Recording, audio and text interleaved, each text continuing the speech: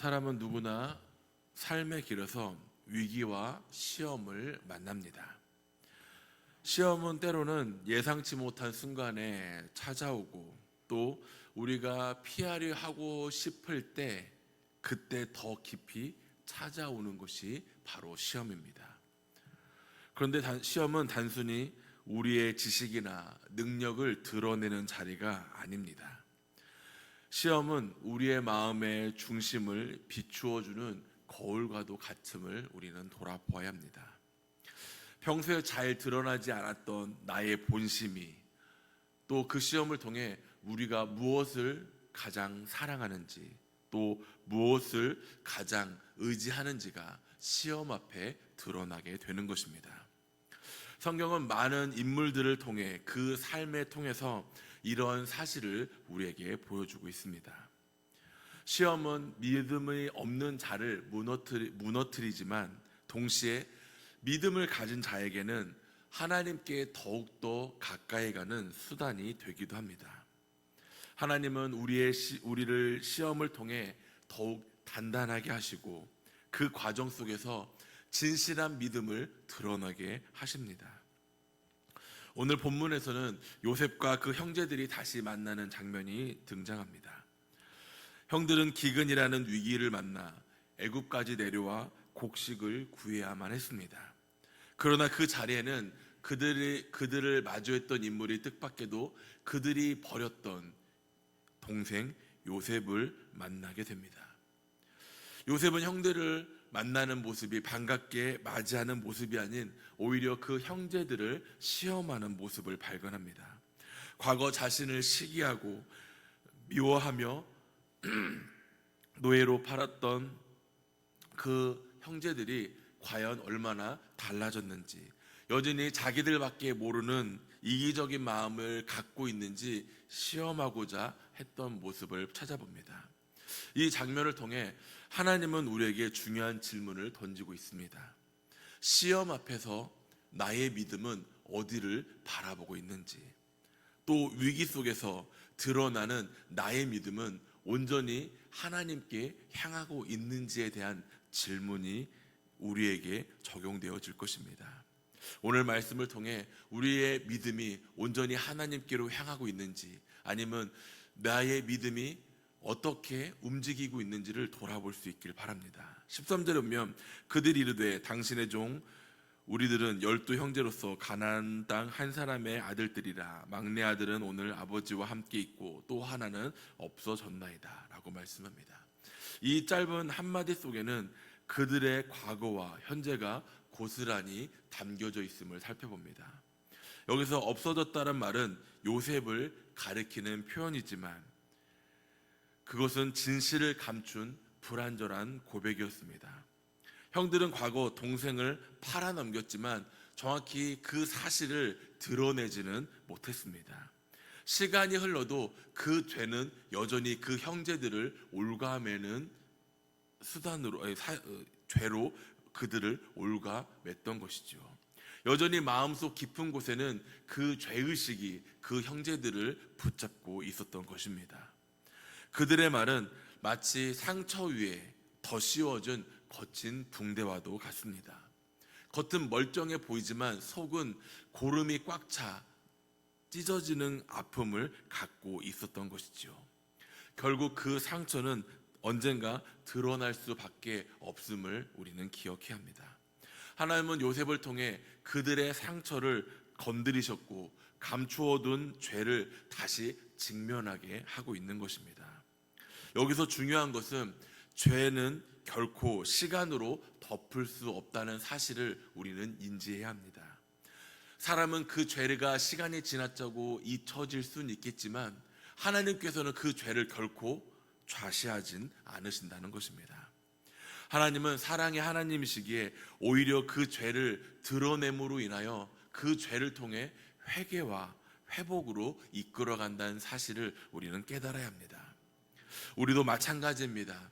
누구나 과거의 잘못과 그 죄의 마음으로 인해 그 죄를 가슴 한구석에 묻어두고 살아갈 때가 있습니다. 때로는 사람들이 그 죄 앞에서 아무 일 없는 듯이 살아가지만 그 마음속 깊은 곳에는 여전히 그 죄가 자리 잡고 있을 것입니다. 그리고 그 죄가 우리를 괴롭게 할 것입니다.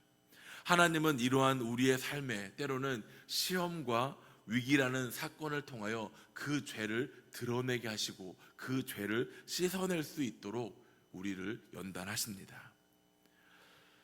때로는 그 시험이 우리를 무너뜨리려는 시험이 아니라 회개와 치유의 자리로 이끌어가는 하나님의 은혜의 손길임을 우리는 기억해야 합니다. 하나님은 더 이상 그 죄의 무게에 눌려 사는 것이 아니라 오히려 그 죄를 하나님 앞에 고백함으로 인하여 그 죄를 씻고 온전히 하나님 앞에 나아가는 은혜의 자리로 우리를 불러주십니다. 그렇게 우리는 시험을 만났을 때 두려워하기보단 어려워하기보단 오히려 그 시험을 하나님 앞에 내어놓을 수 있는, 그 죄를 하나님 앞에 고백할 수 있는 믿음들이 되길 바랍니다. 그것은 우리가 정죄하기 위한 자리가 아니라 하나님 앞에 무너지고 새롭게 세워지는 자리, 또 다시 일어서는 자리임을 우리는 기억해야 합니다. 형제들이 요셉 앞에 자신의 과거의 그림자를 마주해야 했듯 우리 역시 하나님 앞에 나의 죄를 온전히 드러낼 수 있는 회개의 자리가 되길 간절히 소망합니다. 우리가 회개 기도할 때 그저 수박 겉핥기식의 그저 형식적인 회개의 기도가 아니라 정말 나의 깊은 곳까지 감춰있던 그 죄를 온전히 하나님 앞에 드러낼 수 있는 회개의 기도가 되어야 하는 믿음이 되어야 할 것입니다. 요셉은 형제들에게 너희가 정탐꾼이 아니라는 것을 증명하라고 말합니다. 그들을 3일 동안 감옥에 가두며 그들을 올가맵니다. 형제들 입장에서는 억울하고 부당하다고 생각되어 줄 수밖에 없습니다. 왜냐하면 그들은 정말 곡식을 얻기 위해 애굽 땅에 왔지 정말 요셉의 말처럼 정탐꾼으로 온 것이 아니기에 억울하기도 했고 답답하기도 했을 것입니다. 갑작스러운 억울함, 설명도 통하지 않는 그러한 상황들이 그들에게는 자유를 뺏기고 고통의 시간으로 다가왔을 것입니다. 그러나 요셉이 이 일을 행한 이유는 단순히 보복을 하기 위함이 아니었습니다. 그것은 그 형들의 마음을 시험하기 위함이었습니다. 시험은 언제나 불편하고 고통이 동반됩니다. 그러나 그 시험이 없다면 진짜가 드러나기란 어렵습니다. 이는 마치 금을 불 속에 던져 넣어 불순물들을 다 태워내고 온전히 순금만 남게 하듯 하나님은 우리의 믿음을 시험하시기 위해 때로는 시험이라는 연단을 통해 우리의 온전한 믿음을 드러내기 위해 우리를 어려운 가운데 넣기도 합니다. 인간적인 눈으로 바라본다면 그 시간이 괴롭기만 하고 힘들기만 하며 정말 그 고통이 내가 감당하지 못하리라고 몸부림칠 때도 있을 것입니다. 그러나 그 어려움들을, 그 시험들을 믿음의 눈으로 바라본다면 우리는 그것이 나를 새롭게 하는 하나님의 은혜의 손길임을 바라보는 믿음으로 성장할 것입니다. 사람은 평안할 때 자기의 온전한 모습을 보지 못한다고 합니다. 그러나 위기와 고난으로 나를 맞이할 때 온전히 나의 모습을 드러낼 수 있으며 온전한 나의 모습을 마주할 수 있다고 합니다. 형들은 감옥에 갇힘으로 인해 과거에 자신들이 저질렀던 그 죄를 다시금 마주하게 되었고 그들의 양심이 조금씩 깨어나기 시작합니다. 우리의 삶에서도 이런 감옥의 시간이 분명 찾아올 것입니다. 억울한 일을 당하거나 도저히 내가 이해하려고 할수록 이해가 되지 않는 상황들을 마주할 것입니다. 그럴 때 우리는 속으로 아니면 이렇게 외치기도 할 것입니다. 하나님께서는 왜 나에게 이러한 시간들을 허락하시는지, 왜 나에게 이러한 시간들이 찾아오는지 때로는 울부짖기도 할 것입니다. 그러나 하나님께서 우리를 이렇게 시험하시는 이유는 우리를 무너뜨리기 위함이 아닌 우리를 다시 세우기 위함임을 우리는 말씀을 통해 깨닫기를 소망합니다. 우리의 믿음을 단단하게 하시고 우리의 삶을 정결하게 하셔서 마침내 주님 앞에 귀하게 쓰임 받도록 빚어가는 과정임을 기억하시기를 바랍니다. 그 시험이 나를 꺾기 위함이 아닌 나를 사용하시기 위함임을 내가 기억한다면 그 시험이 단순한 고통으로 찾아오는 것이 아니라 오히려 하나님 앞에 더 나아갈 수 있는 소망임을 바라볼 수 있는 것입니다. 농부가 밭에 씨앗을 심기 전에 그 밭을 일구어 냅니다. 밭을 갈고 그 밭에 심겨진 돌들을 끄집어냅니다. 그 일이 결코 쉽지만은 않습니다. 어렵기도 하고 땀을 흘리는 노동의 수고를 동반하기도 합니다. 그러나 이러한 과정을 하는 이유가 무엇일까요? 그 씨앗이 온전히 그 밭에 심겨지고 싹이 나고 열매 맺기 위함임을 우리는 기억해야 합니다. 우리의 인생도 마찬가지입니다. 하나님께서는 때로는 우리의 인생의 그 돌밭을 갈아 엎으십니다. 그 갈아 엎는 과정에 아픔과 고통과 힘듦과 수고가 동반됩니다. 그러나 그 과정이 지나간다면 믿음이 싹 틔워지고 열매 맺는 삶으로 하나님께서 가꾸어 가실 것입니다. 이것이 바로 하나님의 사랑의 손길임을 기억하며 오늘도 그 같은 믿음 아래 고백되어지는 믿음의 시간이 되기를 바랍니다. 18절에 보면 요셉은 형제들에게 이렇게 이야기합니다. 나는 하나님을 경외하노니 너희는 이같이 하여 생명을 보존하라. 이 말은 매우 중요한 선언과도 같습니다. 요셉은 단순히 권력을 가진 총리로서 형들을 다루지 않았습니다. 자신을 억울하게 만든 원수로서 심판하지도 않았습니다. 그는 먼저 자신을 하나님을 경외하는 사람임을 분명하게 드러냅니다. 요셉의 판단의 기준은 인간적인 감정이 아닌 하나님의 뜻이었음을 나타냅니다. 그래서 요셉은 형제들에게 새로운 제안을 합니다. 한 사람만 감옥에 갇히고 나머지 형제들은 돌아가 아버지와 막내를 데리고 오라는 것이었습니다. 이 모습은 단순한 거래가 아니었습니다. 요셉은 형제들의 마음이 어떠한지를 그들의 마음을 밝히기 위한 의도였던 것입니다. 하나는 형제들이 여전히 동생을 질투하거나 버리는 마음을 가지고 있는지 확인하기 위함이었습니다. 과거 요셉을 팔아 넘겼던 그들의 죄가 여전히 반복하고 있는지 진정으로 변화되었는지를 시험하고자 그러한 제안을 했던 것입니다.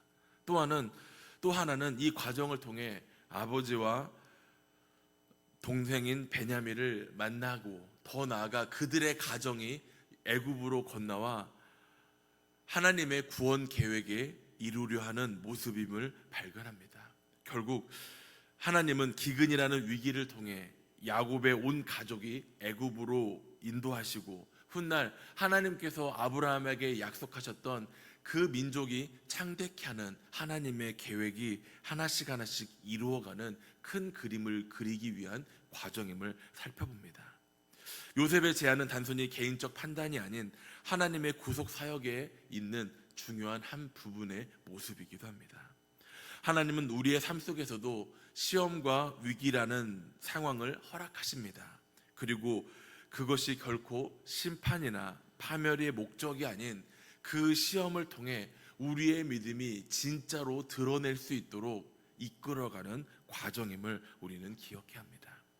우리가 무엇을 붙들고 살아가는지, 우리의 중심에 하나님이 온전히 자리 잡고 있는지 시험이 때로는 우리에게 그러한 과정을 겪게 하는 것입니다. 앞서 이야기했듯 시험은 고통스럽지만 하나님의 선하신 뜻을 이루는 도구임을 내가 기억한다면 그 시험이 단순히 두려움으로 다가오기보단 하나님께서 나를 향하신 계획과 뜻이 있음을 바라보는 믿음의 시선으로 마주할 수 있을 것입니다.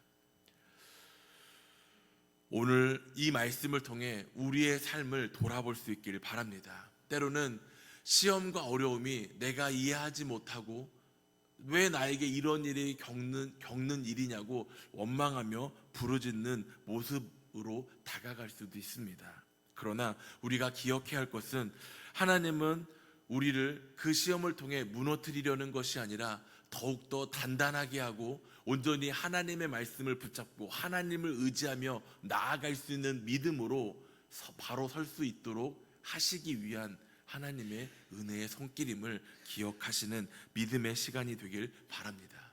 그러므로 시험을 만날 때 힘들어하거나 낙심하지 않길 바랍니다. 오히려 더욱더 하나님 앞에 기도함으로 믿음이 온전히 설 수 있기를 소망합니다. 그리고 우리 주변 이웃들 가운데 우리 사랑하는 성도님들의 우리 또 순장 안에 있는 우리 순원들 가운데 그렇게 힘들고 어려워하는 이들이 있다면 함께 기도하시길 바랍니다. 함께 기도함으로 더욱더 하나님 앞에 나아갈 수 있는 믿음이 되도록 하나님을 의지하며 하나님께서 주시는 뜻이 무엇인지를 분별할 수 있는 믿음의 백성들이 되시기를 간절히 소망합니다.